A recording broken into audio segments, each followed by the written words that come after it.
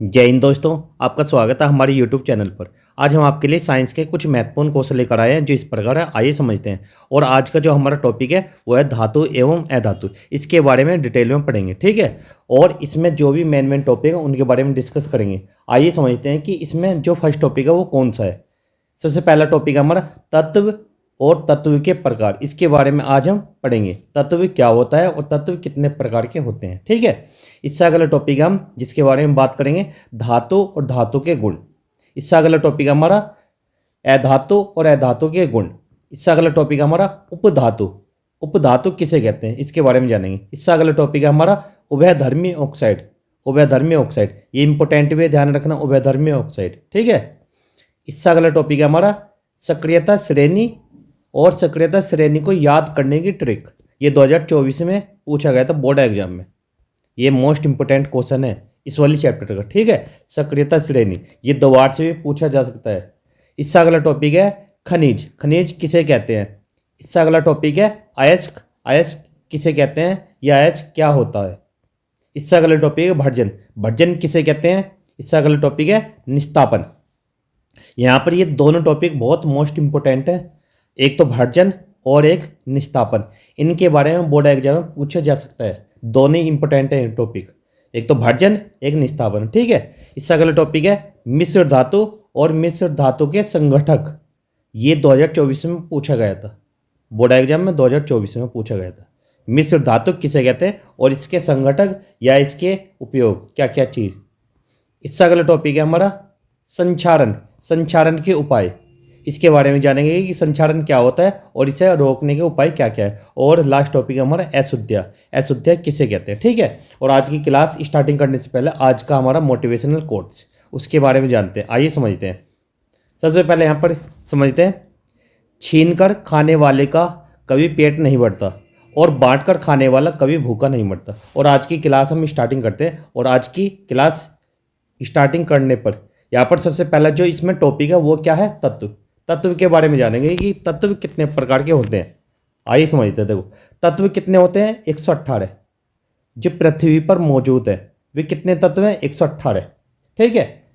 और उनमें से धातु कितने हैं, 91, और उपधातु 7 और अधातु 20। तो यहाँ पर इन्हें तीनों को जोड़कर कितने हो जाएंगे, 118। 118 को क्या बोलते हैं, तत्व। लेकिन उनमें से धातु कितने हैं, धातु है हमारे 91, 91, और उपधातु 7 और अधातु 20 है यहाँ पर, ठीक है। अब इससे आगे चलते हैं, अगला टॉपिक हमारा धातु और अधातु के बारे में यहाँ पर समझते हैं कि धातु कौन कौन से हैं, ठीक है। इसमें जानेंगे कि यहाँ पर जो मेटल है, मेटल किसे बोलते हैं हम, धातु को। और मेटलॉइड ये उपधातु होता है। नॉन मेटल क्या होता है, ये अधातु। अब तीनों के अलग अलग कलर है यहाँ पर। देखो यहाँ पर जो मेटल है धातु, उसके कलर कैसा है, यहाँ पर ब्लू कलर के जितने भी ये ब्लू कलर में है तत्व हैं, ये सब क्या धातु हैं। और जो भी ग्रीन कलर में है ये जितने भी है इन्हें बोलते हैं हम उपधातु, ठीक है। और नॉन मेटल का मतलब क्या है, यहाँ पर अधातु। जितने भी यहाँ पर येलो कलर में, पीले कलर में, ये सारे क्या है, अधातु। इस साइड में यहाँ पर आप देख सकते हैं, यहाँ पर ये जितने भी येलो कलर के हैं ये सारे क्या हैं, अधातु। जैसे हाइड्रोजन हो गया, हीलियम हो गया, carbon, nitrogen, oxygen, fluorine, neon, इस तरीके से, ठीक है। आगे चलते हैं, आइए और आज की क्लास स्टार्टिंग करते हैं। देखो ये तो तुम्हारा बेसिक हो गया। अब यहाँ से क्वेश्चन पूछे जाते हैं। देखो यहाँ पर थोड़ा सा ध्यान से पढ़ना है, छोटी छोटी परिभाषाएं हैं। सबसे पहली परिभाषा क्या है, यहाँ पर समझते हैं धातु एवं अधातु के बारे में। सबसे पहले क्या, तत्व कितने प्रकार के होते हैं, तत्व 3 प्रकार के होते हैं। यहाँ पर जान लो आप सभी कि तत्व कितने प्रकार के होते हैं, 3। सबसे पहले कौन सा, धातु, अधातु एवं उपधातु। कोई भी तुम्हारे से पूछे कि तत्व कितने प्रकार के होते हैं, तो 3। पहला कौन सा, धातु, फिर अधातु और फिर उपधातु, ठीक है। सबसे पहले इसमें हम धातु के बारे में जानेंगे कि धातु क्या होता है। वे तत्व जो इलेक्ट्रॉन देने की प्रवृत्ति रखते हैं धातु कहलाते हैं, जैसे सोडियम, मैग्नीशियम, कैल्शियम, आयरन इत्यादि, ठीक है। यहाँ पर ये सब क्या है, धातु है। यहाँ पर समझ देखो सोडियम की बात हुई है, सोडियम जैसे हमने यहाँ पर लिखा सोडियम, देखो समझना, जैसे मैंने लिखा यहाँ पर सोडियम, Na। Na कौन से नंबर पे होता है, 11। इसका जब भी हम इलेक्ट्रॉनिक विन्यास करेंगे तो इसका क्या बनता है यहाँ पर 2,8 और इससे अगली क्लास में भी 8 ही इलेक्ट्रॉन आने चाहिए, लेकिन यहाँ पर कितने 11 हैं, 2 और 8 कितने होंगे 10, अरे 11। तो जोन से ये वाला इलेक्ट्रॉन है ये किसी और को दे देगा। यहाँ पर यही बात हो रही है कि यहाँ पर क्या है कि जो भी इलेक्ट्रॉन देने की प्रवृत्ति रखते हैं, यहाँ पर देखो वे तत्व जो इलेक्ट्रॉन देने की प्रवृत्ति रखते हैं उन्हें क्या बोलते हैं हम, धातु। ठीक है। ऐसी मैग्नीशियम कौन से नंबर पर आता है, मैग्नीशियम Mg ये 12 पर होता है और ये भी क्या करता है 2 इलेक्ट्रॉन देने की प्रवृत्ति रखता है ये भी। जैसे सोडियम कितने 1, ऐसे मैग्नीशियम 2, तो उन्हें क्या बोलते हैं हम, धातु बोलते हैं। ठीक है। अब धातु के यहाँ पर गुण है उनके बारे में समझेंगे। देखो यहाँ से क्वेश्चन बनता है धातु के गुण, ध्यान रखना है यहाँ पर। देखो जो धातु एक तो होते हैं ठोस, धातु कैसे होते हैं ठोस और चमकीले होते हैं। तुमने देखे होंगे जितने भी धातु हैं वे कैसे होते हैं, ठोस और चमकीले। जैसे आपने लोहा देखा होगा, लोहा या सोना या चांदी, ये कैसे होते हैं, ठोस भी होते हैं और कैसे हैं, चमकीले। ठीक है। अगला है ये ऊष्मा और विद्युत के सुचालक होते हैं। इनमें ऊष्मा भी उत्पन्न होती है और विद्युत के सुचालक, सुचालक का मतलब क्या है, इनमें लाइट का प्रवाह हो सकता है। जैसे Cu कॉपर, Ag चांदी, Au, ठीक है, जितने भी Fe, Cu क्या होता है कॉपर, Ag क्या होता है चांदी, Au क्या होता है सोना और Fe क्या होता है लोहा। इनमें सब में क्या है, विद्युत धारा प्रवाहित हो सकती है। यहाँ पर यही बोला कि ये ऊष्मा और विद्युत के सुचालक होते हैं। ठीक है। इससे अगला पॉइंट हमारा धातुएं तन्य होती है। धातु तन्य का मतलब क्या है, तन्य होता है कि इनका तार खींचा या बनाया जा सकता है। तन्य का मतलब क्या है, जैसे इन्हें पीटेंगे, पीटने के बाद इन्हें तार के रूप में ढाला जा सकता है। यहाँ पर तन्य का मतलब यही होता है। ठीक है। तन्य के बारे में पूछा जा सकता है या आघातवर्ध्य है, या आगे भी आएंगे समझना है। ठीक है। अगला पॉइंट है धातुएं आघातवर्ध्य होती है। आघातवर्ध्य का मतलब क्या है, इन्हें पीट पीट कर क्या पतली चादरों के रूप में बनाया जा सकता है। आघातवर्ध्य इसे ही बोलते हैं। ठीक है। अगला है धातुएं ध्वनिक होती है। ध्वनिक का मतलब क्या है, ये आवाज करती है धातुएं। जैसे आपस में तुम यहाँ पर एक लोहे का बर्तन लेना, एक कॉपर का लेना, आपस में इन्हें बजाना या एक दूसरे को आपस में टकराना, उसके बाद ये क्या करती है आवाज, तो उसे बोलते हैं ध्वनिक होती है। धातुएं ध्वनिक होती है, ये आवाज करते हैं। स्टील के बर्तन देखा होगा आपने, स्टील के बर्तन में भी ये क्या करती है आवाज। ठीक है। अब यहाँ पर इन्हें ध्यान से समझना। देखो यहाँ से क्वेश्चन बनते हैं। पहला क्या है, धात्विक चमक। सबसे पहले धातु के बारे में, धातु की सतह चमकदार होती है। जितने भी ये धातु हैं इनकी सतह कैसी होती है, चमकदार। जैसे यहाँ पर Cu को देख सकते हो, कॉपर, Au मीन्स सोना, ये चांदी हो या लोहा हो या प्लेटिनम कुछ भी हो, उनकी सतह कैसी होती है, चमकदार। ठीक है। इससे अगला पॉइंट हमारा कठोरता धातु सामान्यतः। देखो जितनी भी धातुएं होती हैं कैसी होती है, कठोर। लेकिन लिथियम, सोडियम, पोटेशियम मुलायम होते हैं। एक तो लिथियम, सोडियम, पोटेशियम ये कैसी होती है, मुलायम, और इन्हें चाकू से काटा जा सकता है। कौन कौन सी को, एक तो लिथियम को, एक सोडियम को, एक पोटेशियम को। ये कैसी होती है, बहुत मुलायम होती है, इन्हें आसानी से चाकू से भी काटा जा सकता है। ठीक है। ध्यान रखना ज़्यादातर क्या है, जो धातु होती है वे कठोर होती है, लेकिन सोडियम भी धातु है और लिथियम भी, पोटेशियम भी, लेकिन ये कैसी है, ये बहुत मुलायम है। ध्यान रखना यहाँ पर। ठीक है। अगला रूप, धातुएं कमरे के ताप पर ठोस रूप में पाई जाती है। जितनी भी धातुएं हैं वे कमरे के टेम्परेचर पर क्या है, ठोस पाई जाती है। जैसे कमरे का टेम्परेचर कितना होता है, 25 डिग्री सेल्सियस। इस वाले टेम्परेचर पर कैसी पाई जाती है, धातुएं ठोस पाई जाती है। ठीक है। ध्यान रखना यहाँ पर। लेकिन यहाँ पर एग्जाम्पल है, केवल मरकरी, पारा को छोड़कर जितनी भी धातुएं वे कैसी पाई जाती है, ठोस। लेकिन मरकरी को हम छोड़ते हैं। मरकरी आपने देखा होगा ये कैसी पाई जाती है, द्रव अवस्था में। मरकरी या पारा ये देखा होगा आपने, जो पेन का रिफिल होता है, रिफिल में पारा पाया जाता है। ठीक है। वो कैसा पाया जाता है, वो लिक्विड फॉर्म में। या आपने देखा होगा जो डॉक्टर होता है थर्मामीटर, उसमें क्या पाया जाता है, पारा, वो कैसा है, लिक्विड फॉर्म में। नहीं तो ज़्यादातर क्या है, जितनी भी धातु वे कठोर होती है, लेकिन ये लिक्विड फॉर्म में, ये द्रव अवस्था में पाई जाती है। ठीक है। और इससे अगला पॉइंट है, ये मोस्ट इंपोर्टेंट है, आघातवर्ध्यता। जब भी पॉइंट पूछा जाएगा आपसे, छोटे छोटे पॉइंट पूछे जाएंगे। आघात वर्ध्यता किसे कहते हैं, इस तरीके से कुछ धातुओं को पीटकर पतली चादर के रूप में परिवर्तित किया जा सकता है। जैसे ही हम धातुओं को पीटते हैं उन्हें पतली चादर के रूप में परिवर्तित किया जा सकता है। यहाँ पर यही बोल रहा कि आघात वर्ध्य, जैसे आप लोहे को पीटेंगे या चांदी को या सोने को, तो ये कैसा हो जाएगा, पतली चादर के रूप में परिवर्तित हो जाएगा। ये इसका मतलब क्या, चेंज हो जाएगा यहाँ पर, ठीक है। इससे अगला पॉइंट है हमारा तन्यता। तन्यता भी इंपॉर्टेंट है। ये धातुओं को पतली तार के रूप में खींचा जा सकता है, ठीक है। जैसे आपने देखा होगा कि जो ये सोने का तार हो, जैसे 500 रुपये का नोट है, 500 रुपये का हो या 100 रुपये का नोट, उसमें आपने देखा होगा या तो चांदी का या सोने का तार, ठीक है, वो इतना बारीक होता है, बहुत बारीक। तो इसमें यही बोला है कि धातुओं को पतली तार के रूप में खींचा जा सकता है, और उसे क्या बोलते हैं, तन्यता। किसी कारण तन्यता आ गया तो आपको क्या लिखना है कि धातुओं को पतली तार के रूप में खींचा जा सकने वाला तार, उसे क्या बोलते हैं, तन्यता, ठीक है। ध्यान रखना, यहाँ पर छोटे छोटे पॉइंट है, ज़्यादा बड़े नहीं है। विद्युत व उष्मा के चालक, सामान्यतः धातु विद्युत व उष्मा की सुचालक होती है, लेकिन सीसा एवं मरकरी कुचालक होते हैं। ज्यादातर क्या है, यहाँ पर जो धातुएं होती हैं वे विद्युत व उष्मा की सुचालक होती है, लेकिन जो सीसा है, लेड एवं मरकरी, ये कुचालक होते हैं। इनमें लाइट का प्रवाह नहीं होता, एक तो पीवी में, एक एचजी, ठीक है। ध्यान रखना यहाँ पर, नहीं तो जितने भी हैं उनमें लाइट का प्रवाह हो सकता है। अगला पॉइंट हमारा घनत्व। सामान्यतः अधिक घनत्व व उच्च गलनांक सोडियम एवं पोटेशियम का घनत्व तथा गलनांक कम होता है। इस वाले पॉइंट को ज़्यादा ध्यान ना रखना, ठीक है। इससे अगला पॉइंट हमारा 8वां, ध्वनिक। धातुएं कठोर सतह से टकराने पर आवाज़ पैदा करती है। यहाँ पर यही बोला गया है, जैसे मैं पहले बताता हूँ यहाँ पर क्या है, जैसे हम धातुओं को आपस में टकराएंगे उसके बाद क्या होगी, आवाज़ होगी, ठीक है। यहाँ पर ये बोल रहा है।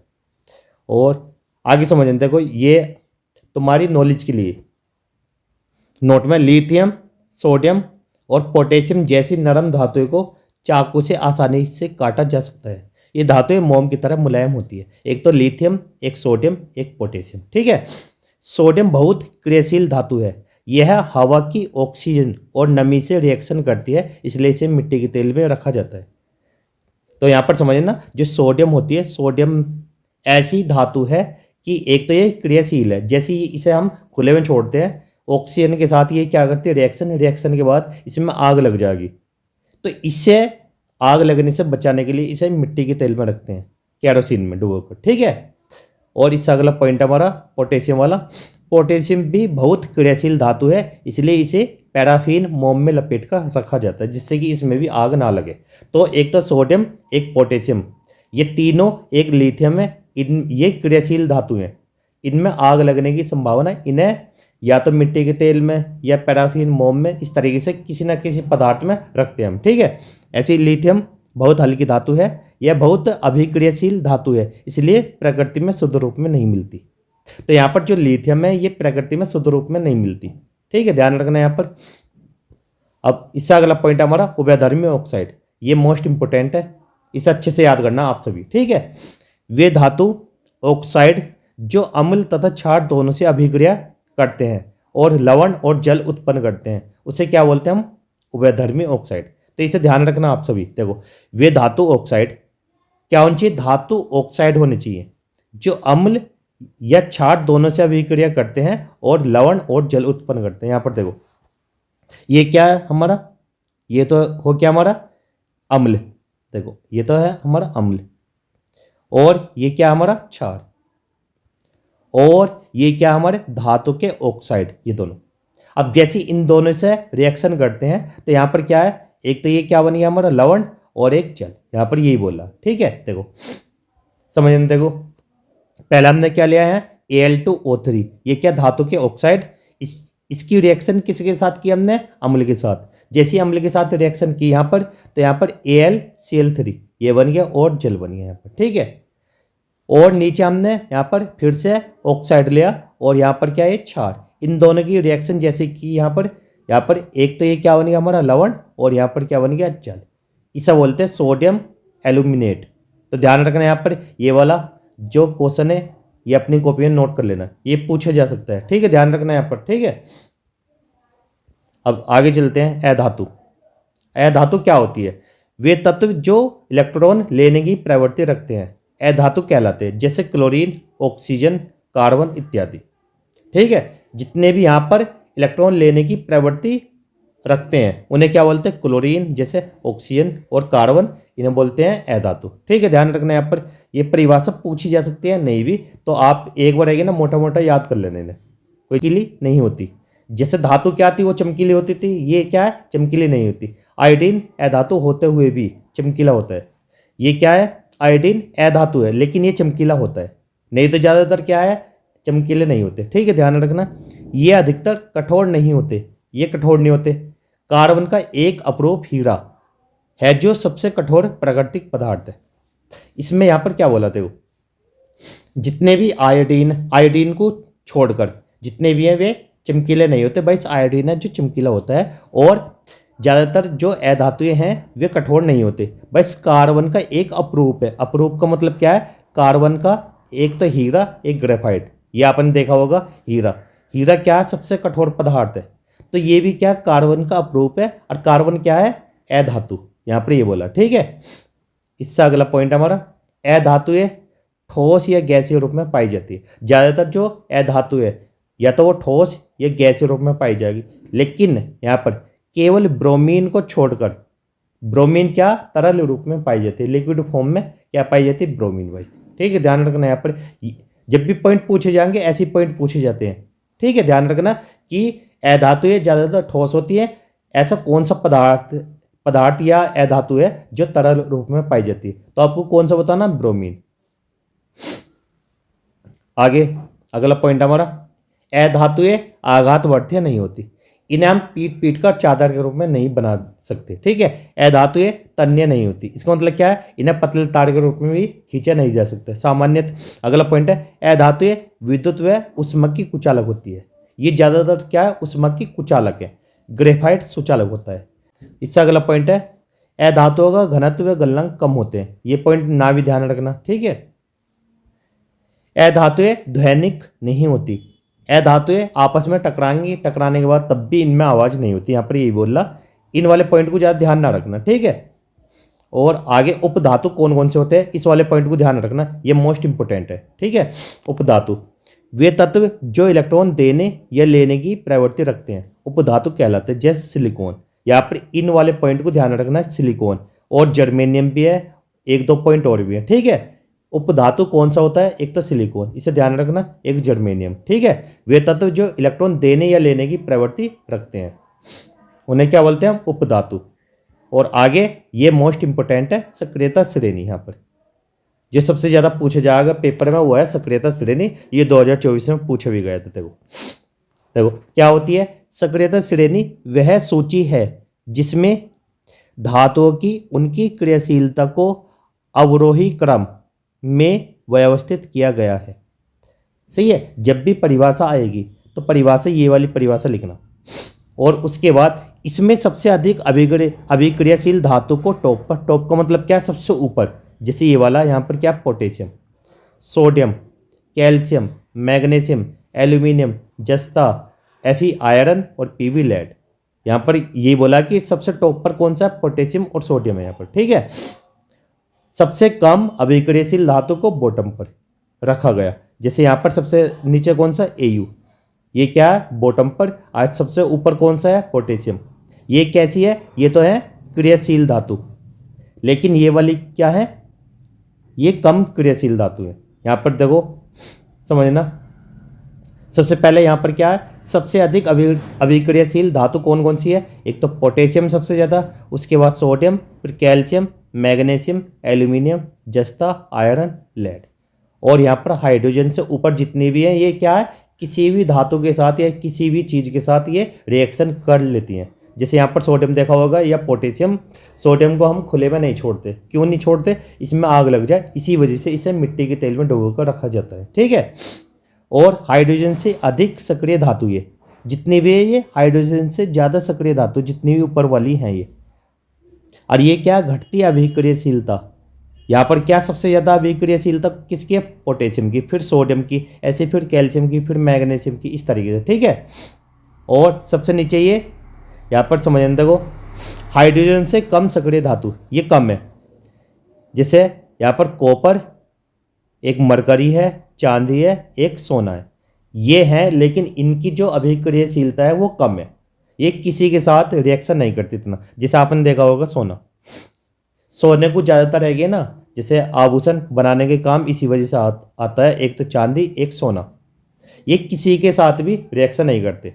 नहीं तो चलते फिरते इसमें आग लग जाती सोने में और चांदी में। ठीक है, ऐसा आपने देखा होगा कि जैसे लेडीज होती है, लेडीज ज़्यादातर सोने के और चांदी के आभूषण पहनती हैं, इनमें कभी आग नहीं लगती। ठीक है, वैसे तो जो अगर किसी कारण यहाँ पर इनके आभूषण बनाए जाते हैं, जैसे यहाँ पर सोडियम एक पोटेशियम के, तो इसमें आग लग जाती है ऑटोमेटिकली। ठीक है, तो यहाँ पर जो आभूषण बनते हैं उन्हीं पदार्थ के बनते हैं या उन्हीं धातु के बनते हैं जो किसी के साथ रिएक्शन ना करें, जिनमें आग ना लगे। ठीक है, अब आगे चलते हैं। ध्यान रखना इस वाले क्वेश्चन को इसी तरीके से नोट कर लेना ये पूरे को, और ऐसे ही अपने पेपर में और बोर्ड के एग्जाम में जैसे भी लिखना बिल्कुल सेम इसी प्रकार से लिखना। ये वाली जो श्रेणी है ये भी याद होनी चाहिए। अब याद करने की ट्रिक आगे है, समझने देखो क्या है।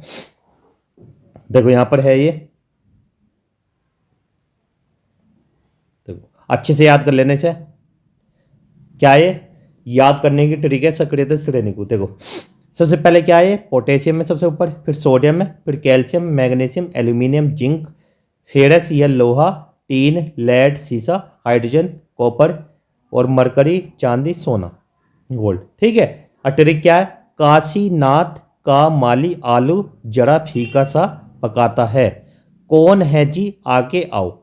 तो इसे याद करने का पहले ये वाली ट्रिक याद कर लेना। ठीक है, इससे आपके याद आ जाएगा। जब भी काशी लिखोगे, काशी से क्या बनता है, के, ऐसी नाथ से एन। ठीक है, तो यहां पर इस तरीके से आप याद कर सकते हो। काशी से यहां पर के, नाथ से एन, का से के, माली से एम जी, इस तरीके से, आलू से ए जी, ए एल, और जरा से जेड एन, इस तरीके से आप याद कर सकते हैं। आप कैसे भी याद कर लो, वो आपके हाथ में, लेकिन इस वाली ट्रिक को भी वहां पर पेपर में लिखना है। कैसे लिखोगे, इस तरीके से, जैसे यहां पर ये दे रखा, देखो जब भी उसे यहाँ पर ये वाला क्वेश्चन जब भी आवेगा तो पहले तो उसकी परिभाषा लिखनी है, ये वाली परिभाषा, फिर ये वाला पॉइंट लिखना, फिर ये वाली जो यहाँ पर ट्रिक है उसे लिखना है कि किस प्रकार यहाँ पर जो हाइड्रोजन से ऊपर है वे अभिक्रियाशील है, लेकिन हाइड्रोजन से जितने भी नीचे धातु हैं वे कम अभिक्रियाशील धातु हैं। इस वाले पॉइंट को नहीं तो याद कैसे रखोगे आप, या तो आप याद कर लेना, जैसे पहले पहले पे क्या आएगा, पोटेशियम, फिर सोडियम, फिर कैल्शियम, मैग्नीशियम, एल्यूमिनियम, जस्ता, iron, lead, hydrogen, copper, mercury, चांदी, सोना, इस तरीके से। ठीक है, जब 3-4 बार अपनी कॉपी में लिखोगे आप, रफ कॉपी में, ठीक है, तो उसके बाद ये याद हो जाएगा। इसे अच्छे से ऐसे याद करना, ये 2025 में पूछा जा सकता है। ये वाला क्वेश्चन इंपॉर्टेंट है सबसे ज़्यादा। इस वाले जो चैप्टर में सबसे ज़्यादा इंपॉर्टेंट चैप्टर है, चैप्टर में जो क्वेश्चन है, एक तो सक्रियता श्रेणी है, एक भर्जन है, एक निस्तापन और मिश्र धातु, कुछ पॉइंट इंपॉर्टेंट है। ठीक है, ध्यान रखना इसे, इन्हें। अब आगे समझना है यहाँ पर। अगला क्या है, खनिज। देखो खनिज क्या होता है समझना है यहाँ पर। देखो खनिज क्या होता है, खनिज पृथ्वी के भूगर्भ में पाए जाने वाले वे भौतिक पदार्थ होते हैं जिन्हें खदानों से खोदकर निकाला जाता है। यहाँ पर क्या बोला, देखो समझना। देखो खनिज क्या होते हैं, पृथ्वी के भूगर्भ, भूगर्भ का मतलब क्या है, जो पृथ्वी के अंदर से जिन्हें खोदकर हम निकालते हैं या खदानों से हम खोदकर निकालते हैं, उन्हें क्या बोलते हैं, हम खनिज कहते हैं। जैसे खनिजों के कुछ उदाहरण है, जैसे लोहा, लोहा हमेशा जमीन के नीचे से निकाला जाता है। जैसे कोयला, कोयला भी आपने देखा होगा। अभ्रक है, नमक है, जस्ता, चूना पत्थर, बॉक्साइट, हीरा, कार्बन, तांबा, इन्हें सभी को हम कहाँ से खोदते हैं, धरती के अंदर से। और जिन्हें भी हम खोद के निकालते हैं उन्हें क्या बोलते हैं, हम खनिज बोलते हैं। ठीक है, ध्यान रखना, ये परिभाषा ऐसी ऐसी छोटी छोटी परिभाषा पूछी जा सकती है। ठीक है, ध्यान रखना यहाँ पर। अयस्क क्या होता है, अयस्क भी सेम ऐसे ही है, वे खनिज जिनमें धातु अधिक मात्रा में पाई जाती है। देखो वे खनिज जिनमें धातु अधिक मात्रा में पाई जाती है और उसे निकालना लाभकारी होता है, उसे अयस्क कहते हैं। ठीक है, इन्हें अपना याद कर लेना, छोटी छोटी परिभाषा है।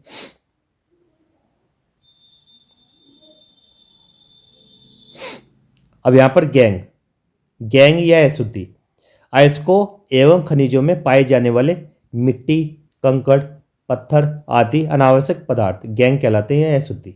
जो अयस्क होता है या खनिज होता है उनमें आपने देखा होगा कि मिट्टी भी पाई जाती है, कंकड़ या पत्थर इत्यादि। जैसे आपने जमीन के अंदर से लोहा लोहा खोद कर निकाला, ठीक है, उसमें आपने देखा होगा कि मिट्टी भी पाई जाएगी, ठीक है, कंकड़, ऐसे पदार्थ कुछ भी पाए जाते हैं उन्हें बोलते हैं अशुद्धियाँ। अशुद्धियाँ होती है गैंग। तो यहाँ पर ध्यान रखना है ये पॉइंट, ठीक है।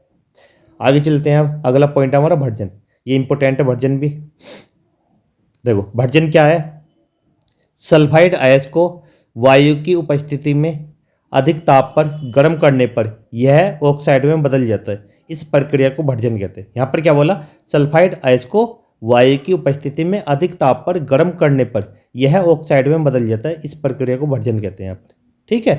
इसका एग्जाम्पल ध्यान रखना है यहाँ पर। इन दोनों में से कोई सा भी एग्जाम्पल आप अपनी कॉपी में नोट कर लेना। तो यहाँ पर समझना, पहले क्या है, जिंक सल्फाइड ZnS, और इसकी रिएक्शन किसके साथ करी हमने, ऑक्सीजन। और यहाँ पर तापन का मतलब क्या, टेम्परेचर दिया हमने यहाँ पर जितना भी दिया, ठीक है। उसके बाद ये दो हिस्सों में टूट गया। एक तो ZnO जिंक ऑक्साइड, एक SO2 सल्फर डाइऑक्साइड, इन दो हिस्सों में टूट गया, ठीक है। हमने क्या लिया, एक तो जिंक सल्फाइड लिया, एक ऑक्सीजन। दोनों की रिएक्शन करने के बाद एक तो जिंक ऑक्साइड, एक ये क्या है SO2 सल्फर डाइऑक्साइड, इसमें टूट गया यहाँ पर। या तो ये वाला एग्जाम्पल आप लिख लेना, ठीक है, ये नीचे वाला, दोनों सेम है ये। इसमें क्या लिया, HgS, ये क्या है, मरकरी सल्फाइड। फिर हमने क्या लिया यहाँ पर, O2 क्या होता है, ऑक्सीजन। इन दोनों की जैसी हमने रिएक्शन की यहाँ पर HgO मरकरी ऑक्साइड। यहाँ पर Hg क्या होता है हमारा, मरकरी, O से ऑक्साइड, SO2 से क्या बनता है, सल्फर डाइऑक्साइड, ठीक है। ध्यान रखना है यहाँ पर। इन दोनों में से कोई सा भी एग्जाम्पल आप ध्यान रखना। सबसे पहले यही आसान है जो सबसे ऊपर है, ठीक है, ये याद भी रहेगा। और इसकी परिभाषा भी अपनी कॉपी में नोट कर लेना, ये इंपॉर्टेंट है भर्जन। इससे आगे है निस्तापन, ये भी इंपॉर्टेंट है। निस्तापन किसे कहते हैं समझना। निस्तापन, कार्बोनेट अयस्क को सीमित वायु में अधिक ताप पर गर्म करने से यह ऑक्साइड में बदल जाता है। इस प्रक्रिया को निस्तापन कहा जाता है। इसमें क्या बोला, जो कार्बोनेट अयस्क है उसे सीमित वायु में, कि वायु सीमित होनी चाहिए, अधिक ताप टेम्परेचर ज़्यादा, तो गर्म करने पर यह ऑक्साइड में बदल जाता है। इस प्रक्रिया को निस्तापन कहा जाता है, ठीक है। यहाँ पर देखो ये क्या कार्बोनेट वाला पदार्थ है, ZnCO3 जिंक कार्बोनेट। ये दो हिस्सों में टूट गया, एक तो जिंक ऑक्साइड, एक कार्बन डाइऑक्साइड। तो इसे भी सेम ऐसे लिखना, ठीक है। ध्यान रखना यहाँ पर, इसका नाम क्या है, जिंक कार्बोनेट, जिंक कार्बोनेट, और इसका क्या नाम है, जिंक ऑक्साइड, और इसका नाम क्या है, कार्बन डाइऑक्साइड, ठीक है। ध्यान रखना, ये इंपॉर्टेंट है, दोनों परिभाषा मोस्ट इंपॉर्टेंट है। और आगे संक्षारण। संक्षारण के बारे में आपने सुना भी होगा पहले से, ठीक है। संक्षारण क्या होता है, धातुएं अपने आसपास अम्ल, आर्द्रता एवं वायु आदि के संपर्क में आने पर संक्षारित हो जाती है। संक्षारित का मतलब क्या होता है कि जंग लगना उन पर, ठीक है। जैसे यहाँ पर सबसे पहला पॉइंट है सिल्वर। वायु में उपस्थित सल्फर के साथ अभिक्रिया कर सिल्वर सल्फाइड बनाता है, जिसके कारण वस्तु काली हो जाती है। आपने देखा होगा कि जो चांदी की वस्तु है, या चांदी के जो भी बर्तन है, या चांदी के जो भी आभूषण है, आपने देखा होगा कि वे काले पड़ जाते हैं। किसकी वजह से, उन पर भी क्या होता है, जंग वाली एक प्रक्रिया होती है, संक्षारण लगना। संक्षारण की वजह से कैसी हो जाती है चांदी, काली, ठीक है। इससे अगला है कॉपर। कॉपर आर्द्र कार्बन डाइऑक्साइड के साथ अभिक्रिया करके हरे रंग का कॉपर कार्बोनेट बनाता है। जब कॉपर पर जंग या कुछ भी या संक्षारण होता है तो वो कैसे कलर का हो जाता है, हरे रंग का यहाँ पर, ठीक है। लोहा, लोहे पर, वायु में लोहे पर भूरे रंग के पदार्थ की परत चढ़ जाती है, जिसे जंग कहते हैं। या आपने सुना होगा ये तो, लोहे पर जंग लगना, ठीक है।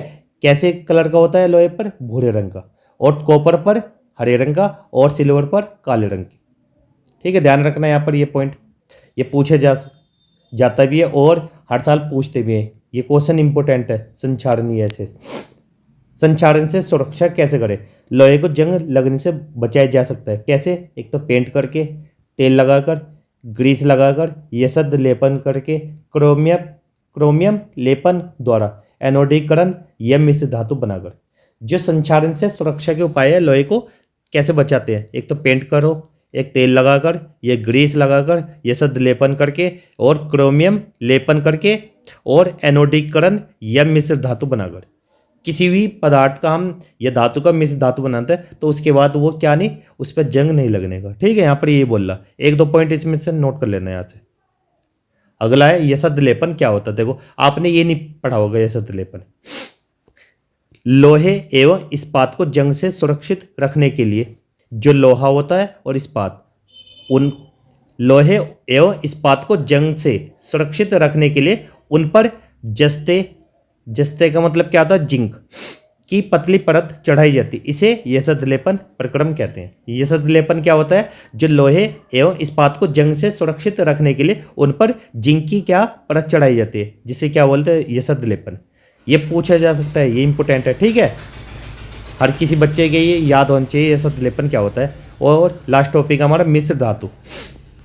मिश्र धातु क्या होता है, मिश्र धातु दो या दो से अधिक धातु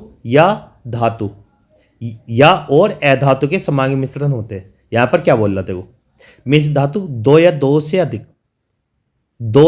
अधिक धातु हो आपस में, या धातु और धातु ही हो, या धातु या अधातु के समांगी मिश्रण। अब ये वाली परिभाषा याद कर लेना एक तो यहाँ पर, और इनके जो संघटक है एवं उपयोग है वे क्या क्या है समझना है यहाँ पर। सबसे पहले यहाँ पर क्या देखो, मिश्र धातु कांसा घटक क्या है, कांसे में क्या क्या रहता है, एक तो टीन एक तांबा। यहाँ पर ये पूछा जाता है कि घटक या संघटक, तो कांसा सबसे पहले कांसा लिख सकते हैं यहाँ पर।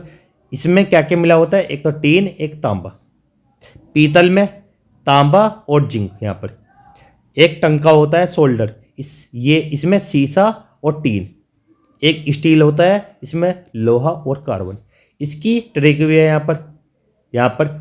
यहाँ से टीन से हमने क्या लिया, टी, और तांबे से ता। ऐसे यहाँ पर हमने जो पीतल होता है इससे क्या लिया हमने, यहाँ से देखो तो इससे लिया हमने ता, तांबे से क्या ले लिया हमने, ता, और इस साइड से पी, तो यहाँ पर इसका हो गया पिताजी। ऐसे यहाँ सीसा और टीन से हमने क्या क्या लिया ट्रिक के लिए, एक तो सी और टी, इससे क्या बनेगा, सी टी। तो यहाँ पर ये ट्रिक लिखनी नहीं है पेपर में, बस ये तो याद करने के लिए आपके लिए, या तो आप वैसे याद कर लेना जैसे कांसा किन दो पदार्थ या धातु से मिलकर बना है, एक तो टीन एक तांबा, सीधा ये लिख सकते हो आप। एक पीतल किससे मिलकर बनता है, एक तो तांबा एक जिंक। एक टंका होता है सोल्डर, ये सीसा और टीन। स्टील किससे, लोहा और कार्बन से। बस इस तरीके से आपको ये लिखने हैं मिश्र धातु। और इनका यूज किस में होता है, उपयोग समझना है यहाँ पर। देखो जैसे गन मेटल है, एक तो कॉपर एक टीन एक जिंक, इनसे बनते हैं। और जो गन मेटल है इससे क्या क्या बनते हैं, एक तो बंदूक, हथियार, मशीन के पुर्जे। एक एल्यूमिनियम ब्रोंज होता है, ये किससे बनता है, कॉपर एल्यूमिनियम। इससे क्या बनते हैं, सस्ते आभूषण बनाने में यूज होता है। एक जर्मन सिल्वर होता है, कॉपर निकेल और जिंक से बनता है जर्मन सिल्वर। इसका जो जर्मन सिल्वर, इसका यूज किस में, मूर्तियाँ बनाने में, बर्तन बनाने में किया जाता है। ठीक है। और अगला है हमारा पीतल किसका बनता है, एक तो तांबा एक जस्ता। और पीतल के क्या क्या बनते हैं, तार, बर्तन एवं मशीन बनाने में। ठीक है। एक सोल्डर होता है, सोल्डर टीन तथा लेड, इसका यूज होता है तब सोल्डर बनता है। एक तो जोड़ों पर टांका लगाने में, आपने देखा होगा कि कहीं पे टांके लगाने का काम हो रहा है। टांके का मतलब क्या है, जैसे मशीन का कोई पुर्जा खराब हो गया तो उसमें हम क्या करते हैं, टांके लगवाते हैं। तो यहाँ पर यही बोला कि जोड़ों पर टांके लगाने में किसका यूज होता है, सोल्डर का यहाँ पर। ठीक है। और आज की क्लास को यहीं पे समाप्त करते हैं। सभी बच्चों का दिल से थैंक्स।